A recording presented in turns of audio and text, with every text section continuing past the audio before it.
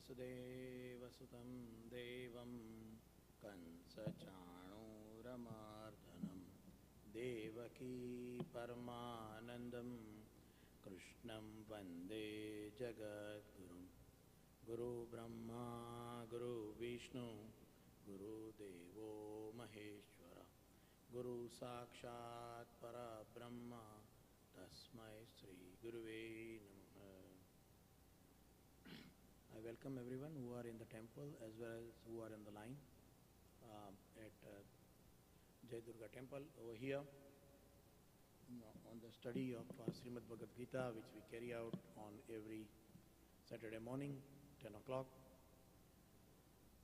We are going to go further on our study on our second chapter.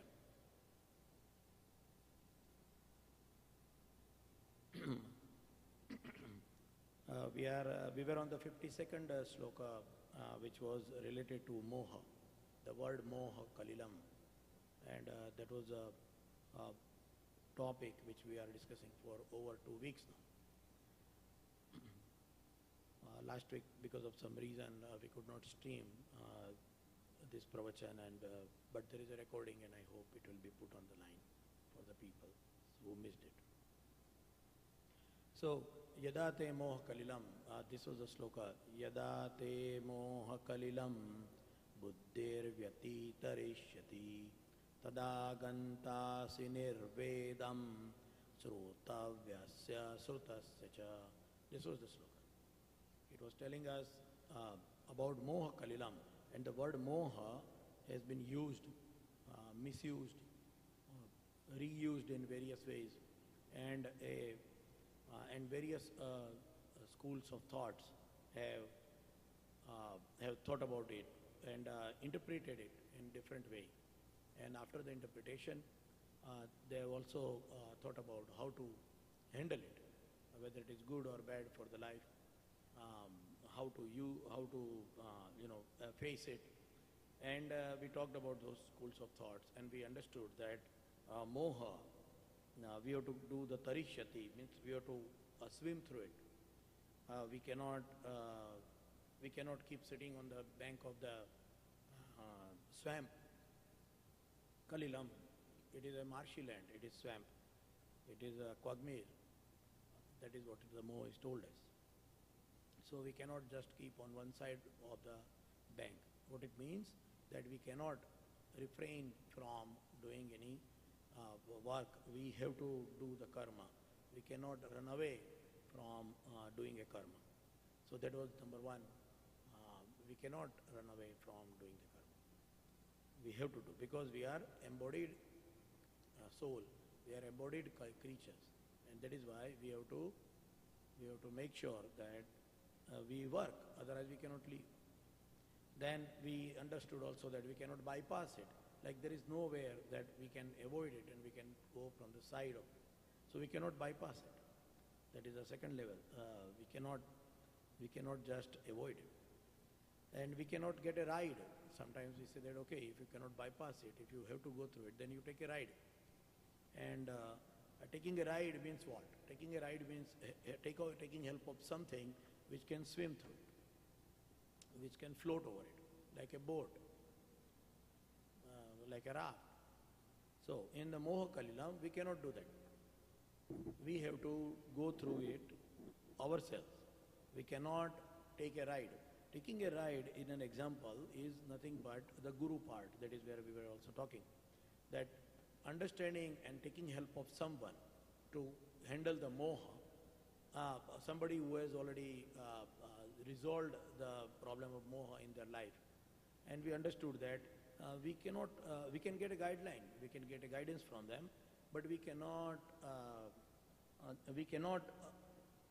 sit on them, we cannot ride on them, because this is supposed to be done by us. The moha is within, and that is why it is something like, if we see somebody doing an exercise, somebody is doing a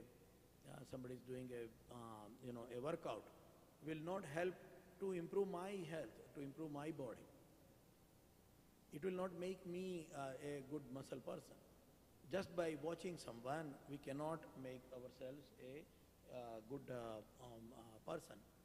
So the problem here is that having a guru will be able to guide us, will be able to show us the path probably, but we will not be able to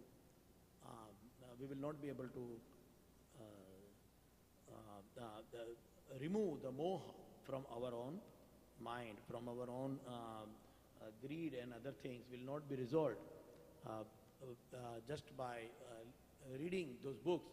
So somebody will say us that, oh, moh nikalna hai, yeah, if you want to get rid of all these things, you read good books, you follow some guru. Yeah, they will give us an idea, but the workout has to be done by us. There is no other way we can go through it. So that means we cannot take a ride. That is the meaning of taking a ride. Taking a ride of a boat ride to go through the river. It is not possible that way. And we cannot sink into it. Somebody will say, okay, we will go like a fish. A fish goes into it and then swims through it. We cannot. Once we go into the marshy land, remember, it is not like a water, it is a marshy land. It is a swamp. So when we go into it, it will pull us in and it will suffocate us and we will die into it. Dying in moh means what? Actually living. Dying in moh means actually we will be living. We will be living in a way which is more connected to our sensual happiness in the life. And when we do that, what will happen? We are sinking into it. So that is also not possible. So regarding that moha, we talked in a detail and with various examples. And having a guru, it is good to have a guru, but remember there are two parts in it. One is that every human has a limitation. That is a fact. Except some great people who have come, Adi Shankaracharya and all. Every human has a limitation. So, having a perfect person and then having them as a guru is not possible. Somebody telling that, oh, I will have a perfect person and then only I will do it, it's not possible, number one. And number two part is, when we see the people with those limitations, we lose our shraddha, we lose our faith in our belief in the thoughts. And so even if a person is telling us a good thought, even if a person is telling us the right thing, we will not follow that. We will not believe in it. So that is another problem. So going further on to it, and we talked about this in detail last time. So we will go further on this shloka as Tada Gantasi Nirvedam. Tada Gantasi. Gantasi means you shall acquire. Gantasi means you will acquire. You will go to. You will reach. Nirvedam. You will reach what? Nirvedam. Nirvedam means indifference. Now this is extremely important word, indifference, because it may be understood in a different meaning. So indifference means what? Indifference means one who is not interested. Indifference in one item or more items or all through the life. Will an indifferent person look always very sad and not interested? Does it mean indifference? What is it? When the God is telling, Tada Gantasi Nirvedam, you will reach a state of indifference. What will be the indifference? The indifferent person will still be working. Number one part. He will be working hard with the full effort. He will be in a state of activeness. He will always be in an active position. And he will like to achieve something. So yes, an indifferent person doesn't mean that a person will not achieve something. So he will have a karma, he will have the results, he will be putting his full effort into it, and he will be seen as working very hard. But he is indifferent from the greed and the result, the impact of the result will not happen on that person. That is what is indifferent. And the excellent example we always take is a cashier. A cashier gives away, thousands of dollars every day, but he is indifferent. He is not touched. Why? Because he knows that what is me and I, what is mine and others. When he knows that this is not mine, the bank money is not my money. When the cashier knows about it, cashier is indifferent. He is neutral. But the thing is that a human cannot be a neutral like that. A human needs love, needs affection, warmth of family, recognition in society. So how do we do it? How do we become indifferent?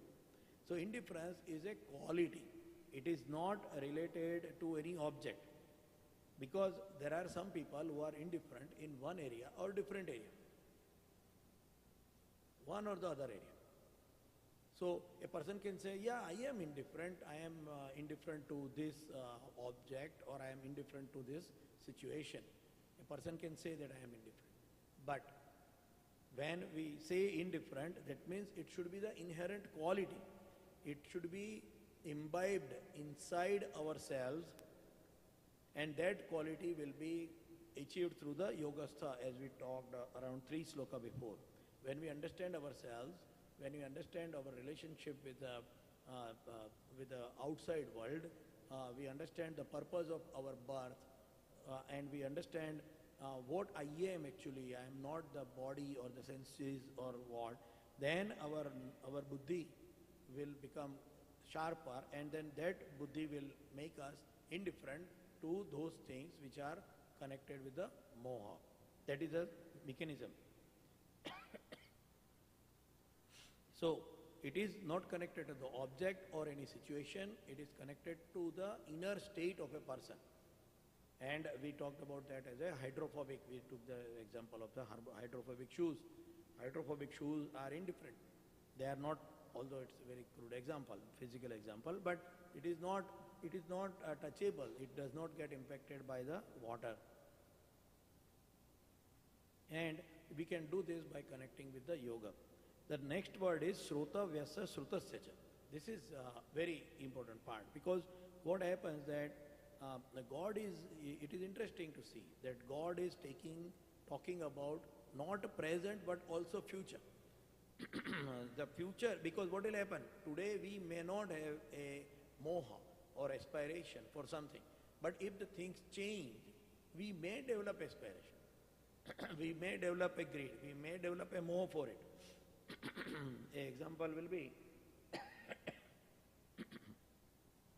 a normal example will be, if you ask a 16-year-old girl that do you have the moha for a kid, for the babies, she will say, no, I am interested in watching movies, I am interested in, going out with my friends.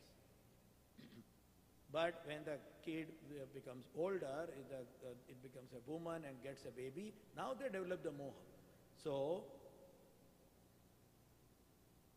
it is also possible that today the things which are not known to me, or the things which are not creating moha in me, may create moha tomorrow.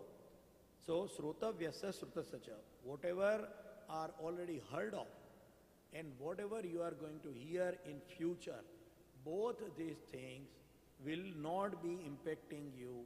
And so, how does it work? It works because we are inherently, it is like an immunization.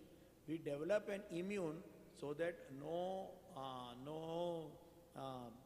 disease, no viruses, nothing will be able to impact our health when we develop a good immune.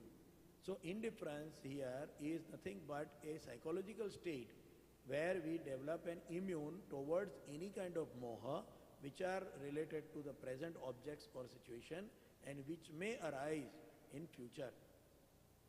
So somebody will say, if I do not know what is going to come in future, how do I develop immune for it today?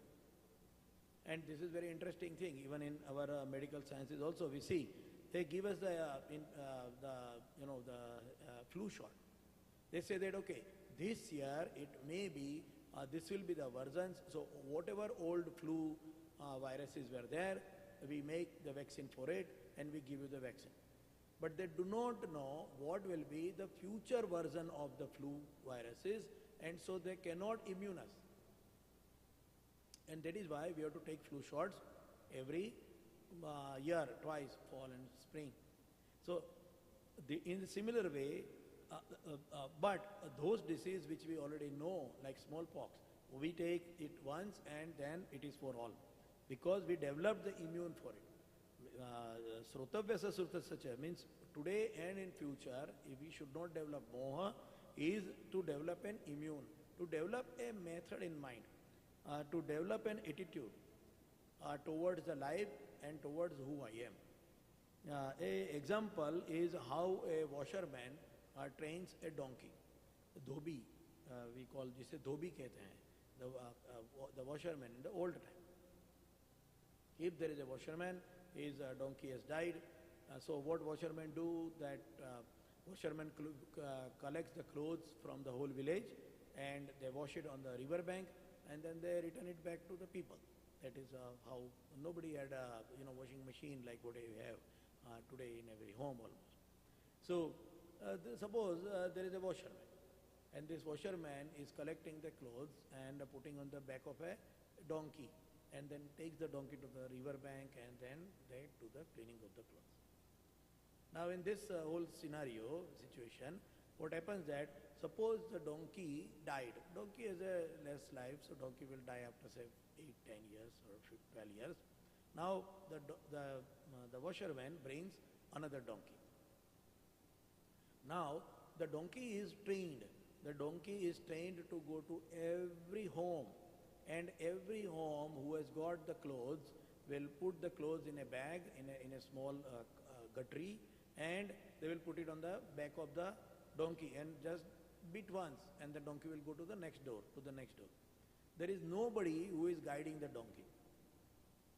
There is nobody who is pulling the donkey from door to door and finally to the river bank. The donkey itself goes everywhere. Now with a new donkey, what happens that the donkey doesn't know the route, that which way I have to go and which homes I will be standing, where I will be standing. So this dhobi, this guy is taking the donkey and pulling and stopping the donkey at every doorstep of the whole village. There are small villages, they are not very large village, around 20, 40 families. So he will do this around 2-3 days, and if the donkey tries to move, he punishes it. Because it's a donkey, it's an animal, so he punishes it. But basically he trains the donkey that his route every day morning is to go out of the house, stop at every doorstep, and then reach to the river.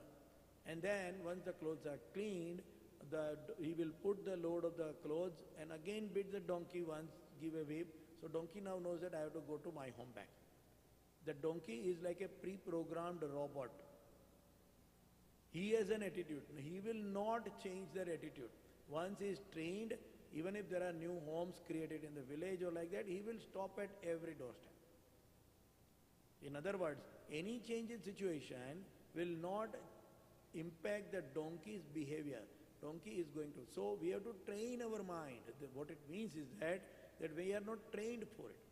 We have to train our mind to understand what is creating the moha in my mind, and intellectually through the yogam we will connect ourselves to a higher values, so that anything which is creating a moha in me today or any similar situation or objects coming in future are all not going to impact me and going to create a moha in me. That is what is Sruta Vyasa Srutasya. Whatever is heard now or in future, you will be immune to it. Tadagantasi nirvedam, you will be immune to it. You will be indifferent. You will become an indifferent person. So, does indifferent person become a sadist? Does he become like that? No, he does not. He works hard. He does everything.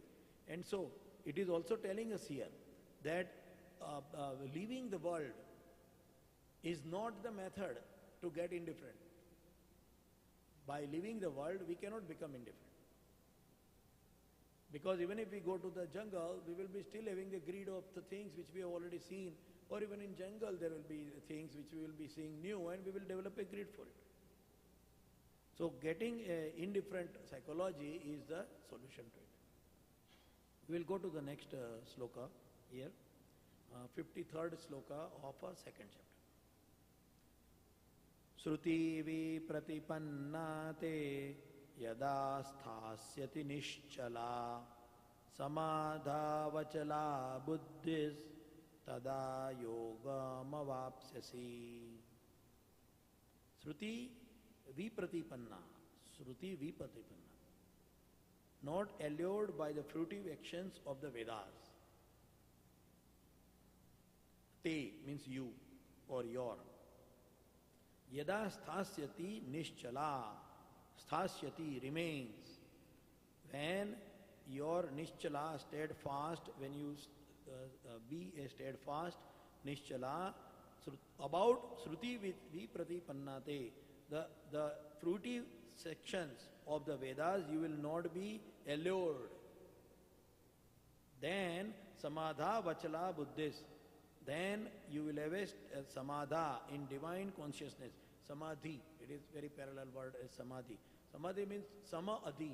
We are connected with something better. We are connecting with something bigger. We are something good quality. That is Samadha. Samadha Vachala or Achala. Then our mind will be, in our divine consciousness, our mind will be steadfast. Achala, Buddhist, intellect. Our intellect will be steadfast in the divine consciousness, and tada yogam avapsasi. Avapsasi you will attend. Then you will attend the yoga connection. This is the meaning of the shloka, what we call as anvay. This is the anvay of the shloka. When your intellect ceases to be allured by the fruitive actions of the Vedas and remains steadfast in divine consciousness, you will then attain the state of perfect yoga. In Hindi, we can say that जिस काल में शास्त्रीय मतभेदों से विचलित हुई तेरी बुद्धि निश्चल हो जाएगी और परमात्मा में अचल हो जाएगी, उस काल में तू योग को प्राप्त हो जाएगा. Yes. So it is interesting here that it is telling samadha achala. So there are two words here, achala and nischal. Achal and nischal, and we will see about it, what is the difference of it. So the word samadhi is formed with a root as sam, which is equilibrium, and di means intellect. When our brain is our intellect is in equilibrium. Equilibrium means what? It is not getting disturbed. So achala, chala means move, achala which cannot move, which cannot be shaken. So samadha achala, meaning a state of total equilibrium of intellect. Total equilibrium of intellect. What does it mean? It means that it is unshaken. One who is steadfast in the higher consciousness and unmoved by the material allurements attains that state of samadhi. That is the meaning of samadhi. So the word here important is allure. We should not get allured by it. We may use it, consume it, experience it, but we are not allured by it. And how do we not get allured by it? With a higher cause, with a better understanding of ourselves. And that is what we focus on, the God. People ask, why do we need God? If I am a good person, if I am a nice person, I don't hurt anyone, I don't do any bad things, I don't have any bad habits, I am an honest person, and I am a humane person. Do I need a God? Here is the answer of it. Because when we connect with something, if there is a child, for example, and the child is trying to play with a knife, for example, there is a crawling child, there is a little baby, and he thinks that, oh, this knife is a tool, toy. So it starts, somehow it catches a knife and it is holding the knife. Now you try to pull out the knife from the baby. Baby will cry, oh, because baby will think that this is a toy for me and somebody is pulling away my toy. So how do we get the knife back from the baby? We show another toy. When that toy is more alluring, when that toy is more attractive, the baby will leave the knife and go to that toy. We are almost similar. When we understand in our intellect about the higher cause, that is our relationship with the God, our relationship and our existence and how we are connected with it, then once we understand it, then we will not be allured by the other lower things. And these lower things includes the Shastriya allureness also. All the Shastriya allureness will also not be going to impact us. Let us take an example, that when somebody thinks that, oh, I want to do a puja, well with, why? When they are doing the puja, when they are trying to do trying to do some karma kand, they have got, if that person has something in the mind like, oh, I will put, say, this much oil on Hanumanji because I need something, then it is not a equilibrium. It is a bargain to love and connect with the God without any reason, without anything needed, is the way to rightly do the Shastriya Puja, to do the connection. If we are doing anything in the expectation of the return, even in the Shastriya Puja, even in following the Vedas and rituals, it is still a state of non-equilibrium. Equilibrium will only be achieved. So, in other words, we can say the greed of prasad. Whatever we are going to get return will still be created, even if we are doing the puja or any other such ritual or anything in any religion for that matter, in any religion. If we are doing any puja or anything in the expectation of the return, then our mind is not in equilibrium. Why? Because we are allured, we are going by the returns of the puja. One of the examples, and puja doesn't mean only going to the temple and putting the flowers. Puja is anything. Say for example, Surya Namaskar. Nowadays we say that Surya Namaskar is very good. Surya Namaskar is good for health. Surya Namaskar improves our body immune and we develop a good health because of that. So somebody will say, yeah, Surya Namaskar is good and I want to do Surya Namaskar. And the person does it. And the person gets a good health also. But the intellect of that person is not in equilibrium. Why? Because there is an expectation of return. There is a allureness from the results of the action. And that is why even though the person becomes healthier, the person's habit of not getting allured or intellect of achieving an equilibrium will not be there, even by doing the Surya Namaskar. But if we say that I want to do Surya Namaskar because I love the God Surya and I want to pray him, I want to get connected with him, I want to see that I am talking to him. Yeah, and the meaning of those slokas, Khagai Nama, all this, what is the meaning of the Khaga? What Mitraye Namaha? What is the meaning? Why we call the sun as Mitra? If we understand it, and with that understanding, if we do the Surya Namaskar, the impact of the Surya Namaskar will also happen on our intellect. Surya Namaskar will impact our intellect and our intellect will become in equilibrium. We will not be allured by the moha.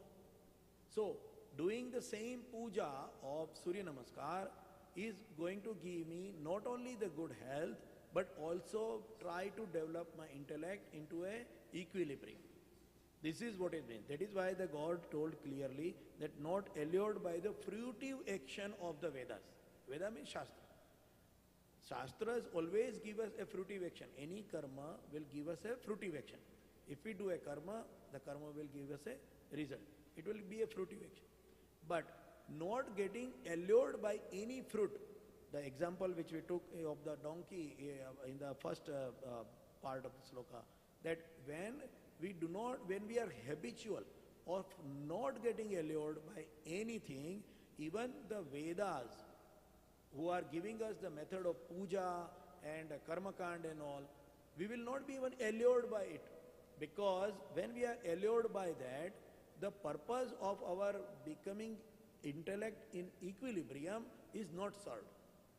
And that is why we sometimes see the people, oh, this person was going to the temple for last 40 years, but still, and he is doing so much puja, he is doing so much karma kand, but still he couldn't get out of his anger. He couldn't get rid of his greed. He couldn't get rid of all these bad vices. Why? Because the puja is done with a expectation of a return. Prasad, for example. Prasad is a word means pratisad. When we do something, we are expecting the God to tell us something or give us something. When we do that as a return, as an expectation of return, then it does not improve our situation, the status of the intellect, and we remain same. When we remain same, it goes into moha. When we go into moha, the results come and we compare the results with our moha. If the results, and there are always variation in the result. The outcome is always different than what is expected. So when the expectations are not met, good or bad, plus or minus, when they are not met, the mind is disturbed, and a disturbed mind person cannot live happily. That is the mechanism. And that is why achieving the equilibrium is extremely important. I am not telling here that not do the puja, do not do the puja. We are not telling here, do not do the karma kanda. We are not telling here, do not follow the shastras. We have to do it. But we have to understand how to do it and why to do it. So here, this is Sankhya Yoga. Here it is clearly told that Sankhya Bhakti is using intellect to join with the God. Sankhya Bhakti is using intellect to join with the God. Understanding Him, understanding the God through the intellect is the method of connection with the God. How to connect with the God? Intellectually connecting with the God. Intellectually understanding that we are part of His existence. हम उसके अंश हैं, हम परमात्मा के अंश हैं. ममे वांशो जीवलोके जीवभूत सनातन. A shloka will come in further in Sanskrit here in Gita. So it is also said clearly here that doing only rituals without brain is not the correct way. An effect on of the rituals should happen on the intellect. A human should learn with those things. What should say, for example, let us take why this karma kanda is there and how do we learn? Somebody will say, okay, these are all theoretical. Tell me, how do I learn? How exactly I learn? What is the methodology and directives to make my intellect into equilibrium? How will I do it? So, to do that, we have to first understand how do the humans learn. What is the mechanism of learning? If we understand it, we follow the same mechanism to teach our intellect to go into equilibrium and achieve the yogam. Yoga means to join. We will join with the God. With the God. So, let us try to understand how does a human learn? How do we learn? The methods of learning. So, there are 5 ways in which we learn. We learn by trial and error method. Number 1, we try something, we fail, or we pass, or we get a result different than expected. Then we say, aha, let us make some corrections. The inputs are changed, parameters are changed, and corrections are put. So the cycle is, we put the effort, we get the results and we evaluate, we correct it, and we do the effort again. And this is connected to the prakriti of a person. So what is a prakriti of a person? Suppose there is a weak person, a person who is not that strong, and that weak person is trying to lift a very heavy weight. He goes to a gym and he thinks that, okay, today I am going to lift 200 pounds.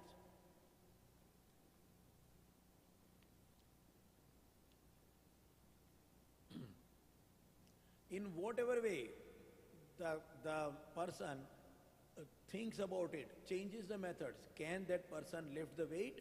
Answer is no. So depending on the prakriti, a person will do the evaluation process. Some people are brave, so they will take higher risk decisions after the evaluation. Some people are not, so they will not take a risky decision. Some people are very intellectual, so they will be able to find another way to do the thing. Some people are simple, their intellect is not that high, so they will be taking a different decision. In other words, the trial and error is dependent on the nature of a person, which is called as a prakriti, what we call as. So, trial and error method is a learning method, but it is dependent on the prakriti. So, with the same experience, somebody will say, let us do it again. Suppose a person goes to a roller coaster. He goes to an amusement park and goes to a roller coaster. A person who will feel nausea and vomiting will say, the evaluation will be, I don't want to sit in the roller coaster again. But a person who enjoys it by his or her prakriti will say, I want to sit in the roller coaster again. So, the trial and error method and learning is also dependent on the prakriti of a person. But that is one of the method, trial and error method. Another method is conditional responses. When we have one condition, we respond in that way. When we have other condition, we respond in the other way. And we learn it. Simple example is, we forget the, say for example, winter jacket. We think that, okay, weather looks good, it is shiny, we come out and we experience a cold. Oh, it is very cold. We go inside and we wear a winter jacket. A condition made us to do a learning. Next time we will wear the winter jacket while coming out. Another excellent example and experiment done is on the dog. There was a dog,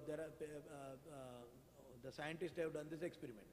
To feed a dog is hungry, you feed the dog, but you do not allow the dog to eat the food unless you ring a bell. So you ring a bell and now dog will eat the food. Then you do it again, 1 day, 2 day, 5, 3, 1 month, 2 months, 3 months. Now dog has got a reference, what is called as a conditional response. The dog has got a reference that when the bell rings, then the food is, I am supposed to eat the food. Until, even if the dog is extremely hungry, even if the dog is having the food in front of him, the dog will not eat the food unless the bell is rung. So there is a reference. What is called as in other languages, it is other method is called as a trigger point. A person is very calm. There is a story about a funny story. There is a story about a Pandit. He was telling that I am having my mind in equilibrium. I have achieved the intellectual equilibrium. I never become angry. Yeah, I never become angry. He used to claim it. And people used to see he is never becoming angry. So he went to one village and people were telling, oh, we got a Pandit, he never gets angry. This is a very great thing. He has achieved the control on his anger. So there was a jovial person in the village. He told that, okay, let me see. Let me check it. See, this is also happening. Sometimes people do not achieve themselves, but they want to check other people whether they achieved or not. That is a funny part of the world. Anyway, so he goes to that Pandit and he says, oh Pandit Ji, I understood that you never become angry. So he says, yes, I never becoming angry in any situation. I have achieved the intellectual equilibrium. So he says, okay, Pandit Ji, what's your name by the way? So suppose any name, he says that my name is Anand. Anand Shastri. So he says, okay, fine. So then he talks again, oh Pandit Ji, where you live? And then he is asking, by the way, Pandit Ji, what's your name? And he says, my name is Anand. And then again some conversation, and again this guy asking, Pandit Ji, what's your name? And he's telling, I told you my name is Anand. And the conversation goes further, and he's asking the Pandit 15 times, same question, what's your name, what's your name, what's your name? And the Pandit becomes angry. I told you my name, why are you asking me name again and again? So that was a trigger point for the Pandit. So a conditional response means in normal condition, you see a person very good. But in a trigger point, when the things trigger, the person goes into a spin. And we have seen it. That is why we say in families another thing, Are isko chedna mat, usko ye mat bolna, don't tell this, don't tell that. Yeah, mostly the wives are doing it. Mostly the wives know how and when the husband becomes angry. Yeah, he will become mad. So, do not do that. They will tell all the kids also, shh, don't do this, your father will become angry. Because they know the conditional response, they know the trigger point of the husband. And in the same way, even to make happy also. It's not anger and always happy also. If I cook this food, he will become happy. So if I want, say for example, I want a gold ring, I will cook some nice food and then I will ask for a gold ring. Wives are very intelligent. They are very intelligent in understanding this conditional response point. How do we learn from conditional response? Then third point of learning is insight. Learning by insight. So in insight, what happens that when the results are evaluated, we look at the results and by intuition, by insight of that, evaluation can be done in two ways. One is the materialistic return, what is achieved and not achieved, and another is by intuition, whether it is really good or not. Sometimes the conditions are to be evaluated not only the base of the returns and the advantages, but also the ethicity of it, whether it is ethical to do it, whether it is moral way to do it, how will it go and change in the society, how will it impact the society, how will it impact the future generations. These are the decisions to be taken when we do the evaluation. So in such cases, the intuition, the learning from insight is important. And the third way of learning is evaluating the situation and results with the insight. Some people have got better insight than the other people. And development of insight is in two ways. Number one, we have to keep thinking inside ourselves. Chintan, Manan and Manthan. What is in Sanskrit we say. I do not know how we can explain that word in English, but Chintan, Manan and Manthan, meditation we can say in other words. So we learn by that. Then another learning is by imitation, copying. We copy the people. We see somebody and we like whatever they got as a result. Then we do the same thing. We try to imitate a person. If somebody has opened up a shop, a convenience shop in an area, and they are making good money, then I think that I also want to make good money, so I'll open up convenience store in another area. We try to copy and imitate. This is the largest learning method for humans for thousands of years. Thousands of years. A human can copy, an animal does not copy. Somebody will ask, this is a very important part. How does the animal learn? Animal learn by either instinct or by the other one, the conditional response. Like a tiger is standing on two legs, a conditional response. Because I will get a piece of meat, so I will stand on my two legs. But the animals does not learn by imitation.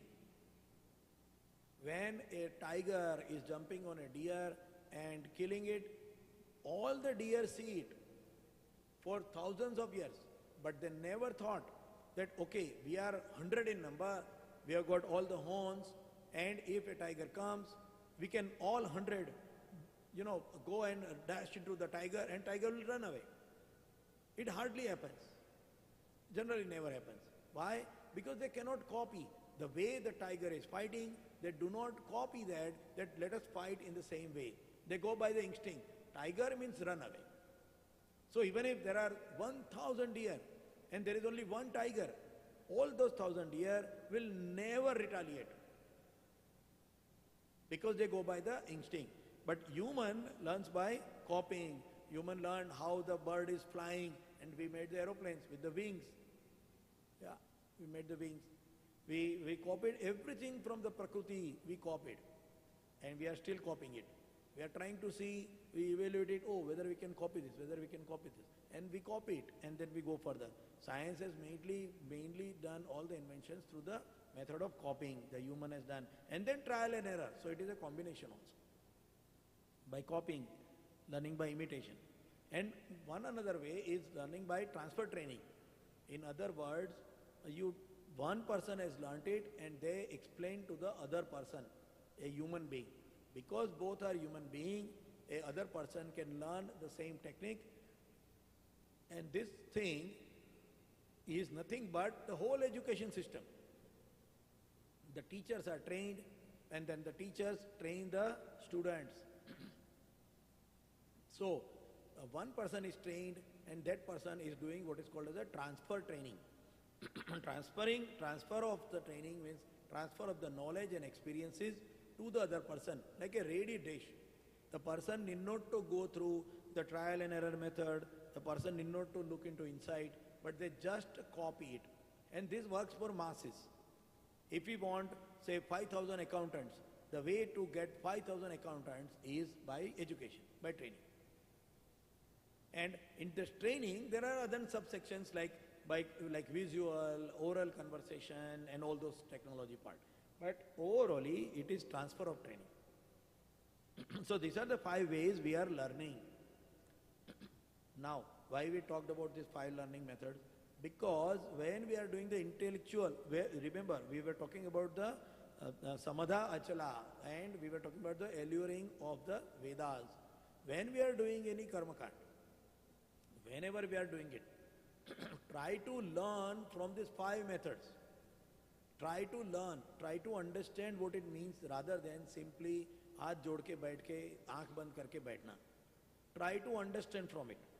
And trying to understanding this will build our intellect, and it will be able to understand the true meaning behind it, so that we will not be allured by it. In the example of the Surya Namaskar, we are doing the same thing, but we are not allured that, oh, I will do this because my health will improve. I will do this because this will happen. We are doing it for the sake of doing it. We are doing it for the love of the God Surya. We are not going to leave it. Remember, I am telling very clearly. We are not going to leave the rituals. We are not going to leave the karma kand. We are going to do it with better understanding. We are going to do it better. Let us take 2 examples.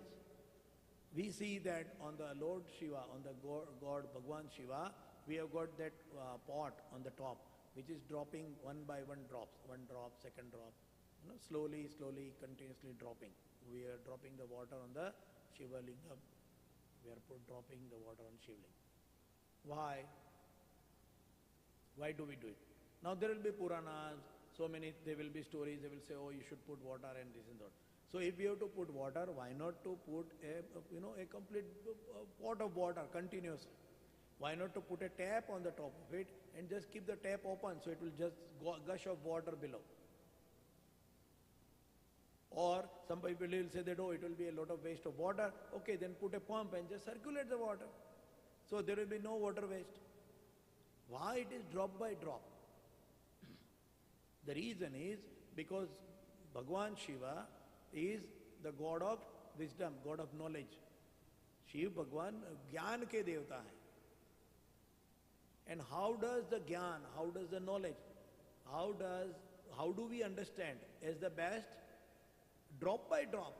We cannot, a child cannot be made PhD on day 1. A child has to learn through the drop by drop process. A, B, C, they will learn the alphabets, then slowly they will learn the mathematics, and then eventually they will grow into that. So this is a symbol that the jnana will come drop by drop. Patience. Shiva Kanta Shambho, very shant. Shiva is very shant. Shiva is very peaceful. Why? Because if you want to achieve any jnana in the life, you can take it only drop by drop and be peaceful. If our mind is not peaceful and we think that, okay, today I am going to rush through the whole book, we will not remember it. Jnana needs lots of patience, lots of time, and lots of hard work. And that is why jnana is sitting on a bull. Bull represents the hard work, extreme hard work. Bull represents that a person should work so hard, then only he or she can achieve jnana. And that also will come drop by drop. So when we are now seeing the Shiva and we see the drops, try to understand, keep patience. If I want to achieve any knowledge, if I want to achieve anything in my life, it will come drop by drop. It will not come in a gush of water. It will not come with a flooded water. It will come drop by drop. That is what the jnana is. That is why a Gyan ke Devta will have the waters dropping one by one drops. That is representing us. When we see that, and when we then pray it, we will understand. Every day reminding ourselves. We talked about it here, right? We talked about it that learning by imitation and learning all these 5 learning methods. When we do any karma kand, apply all these 5 learning methods. And then we will be able to understand, remind us, oh, Shiva is Gyan ka Devta, Shiva is, is drop by drop. So if I want to achieve something in my life, I will have to work hard and keep patience. And it will come drop by drop. When that comes into our mind, every day reminding, every day doing the Shiva Puja, every day reminding and every day doing Shiva Puja, our mind will be trained. When that trained mind, even in the material world also, we will be able to keep patience. Anything which is coming adverse or anything which is we are unable to understand as far as the jnana is concerned, we will not be impatient. We will be patient. We will be able to work hard towards it drop by drop, one by one step at a time. That is what it is representing. So, when it is telling samadha achala means understanding and not getting allured by the Vedas, the fruitive part of the Veda. Because Vedas are telling fruitive part also. Shankar Bhagwan ki puja karenge, ye ho jayega. Kaise ho jayega? How will it happen? This is how it happens. Shankar Bhagwan ki puja karo, shanti milegi. Aapka Chandra bura hai, your Chandra is bad. So you wear a Chandraka Viti, Anguti, Moti. Why Viti? Oh, what will Viti do? Viti will remind me, oh, you know what, I am supposed to be patient. I am supposed to be patient. I have to maintain patience. It will remind you when you are wearing the ring. So it is not the ring, but it is a reminder of that thing in your mind, and then eventually your brain is trained, and you say, oh, since I am wearing the ring, I am having a patience develop. I am slowly becoming cooler. नहीं अभी क्या उनके अंगूठी लगाई ना अभी वो ज़्यादा गुस्सा नहीं करते. It is not the अंगूठी. It is the impact of the intellect through these 5 learning methods. So, going at the extreme stage, when we are going to the extreme stage of learning, which is Atma Jnana. Atma Jnana is the highest level of education. When we achieve that education, then all other things, the Vedic alluring, the alluring by the karma kand, ye karo acha ho jayega, this, you do this, it will be good, you do that, it will be good happening to you, that alluring will go. The purpose of the karma kand is not to develop the alluring, but to remove the alluring. Unfortunately, in many cases, we say that every karma kand is towards more increase of allure. And God is trying to tell that here very clearly, that remove the alluring, the fruitive part of the Vedas has to come out of you, detached from that. God is telling here, when your intellect ceases to be allured by the fruitive sections of the Vedas, so actually, those things are supposed to remove our allurance from the fruitive part of the Vedas, and that is the purpose of karma kand. Doing karma kand is important, doing karma kand should be continued, but how to do it and its impact on ourselves has to be corrected. That is what it is telling here. Another example is the Bhagwan Ganapati.